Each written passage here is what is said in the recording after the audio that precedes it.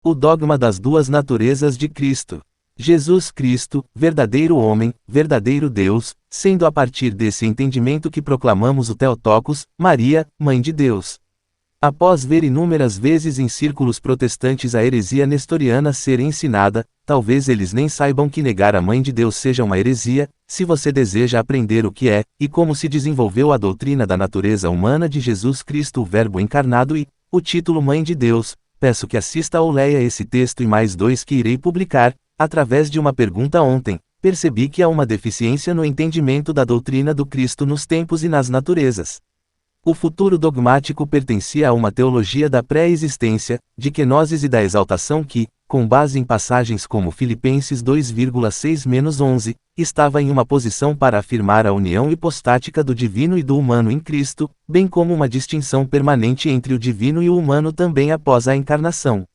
O termo, kenosis, foi tirado da expressão, esvaziou-se a si mesmo, dessa passagem. Pois como a teologia da união hipostática foi principalmente associada com a de Alexandria, e a teologia da habitação do Logos no íntimo do ser, com a de Antioquia, essa teologia foi associada ao pensamento do Ocidente latino. Seu porta-voz mais característico foi Hilário, seu intérprete mais criativo, Agostinho, seu defensor mais influente, Leão. Sua formulação mais autoritativa apareceu no Decreto da Calcedônia. Contudo, ela não era mais exclusivamente reginal em sua origem que qualquer uma das outras.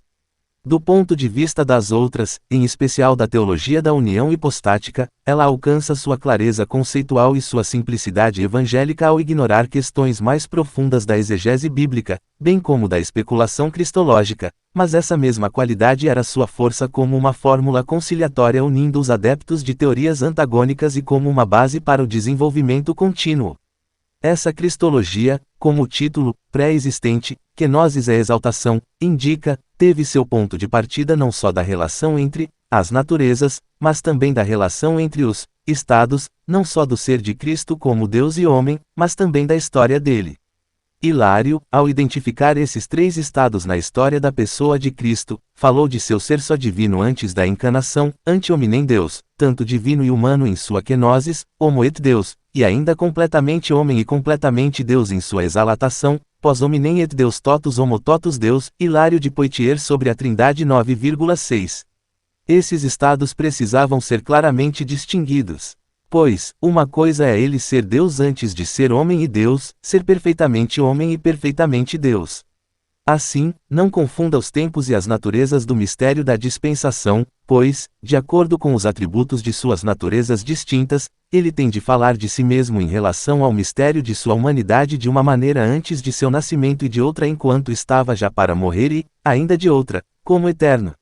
A teologia da habitação do Logos no íntimo do ser manifestou a tendência, ou perigo, de equiparar tempos e naturezas, ao insistir que a kenosis e a exaltação se aplicavam apenas ao homem que tinha sido assumido pelo Logos. A teologia da união hipostática ameaça perder de vista os tempos e talvez, por sua preocupação com as questões ontológicas levantadas pela união entre as duas naturezas, até mesmo construir a monstruosidade de uma natureza humana pré-existente.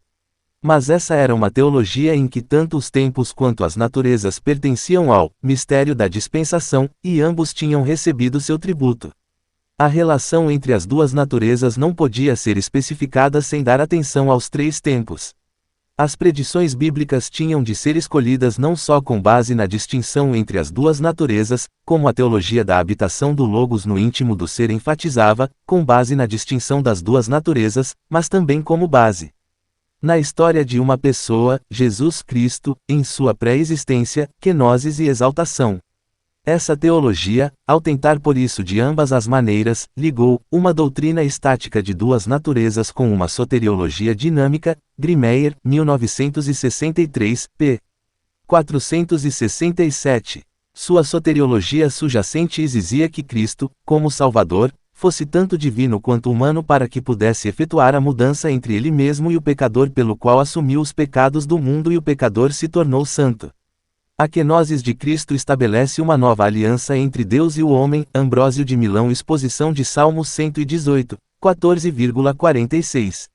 Ele, por meio de sua humilhação, ensinou humildemente aos homens para que eles pudessem ser exaltados com ele. Ambrósio de Milão sobre a fé 3 de julho de 52. Fomos levantados porque ele foi rebaixado, a vergonha para ele era a glória para nós. Ele, sendo Deus, fez da carne sua residência e, em troca, somos levantados mais uma vez da carne de Deus. Hilário de Poitiers sobre a Trindade 2,25.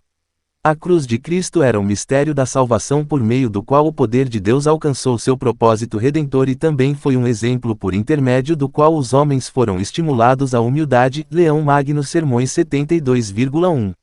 Ele, por meio de uma maravilhosa mudança, entrou em uma barganha de salvação, tomando sobre si mesmo o que era nosso e garantido o que era dele. Leão Magno Sermões 54,4.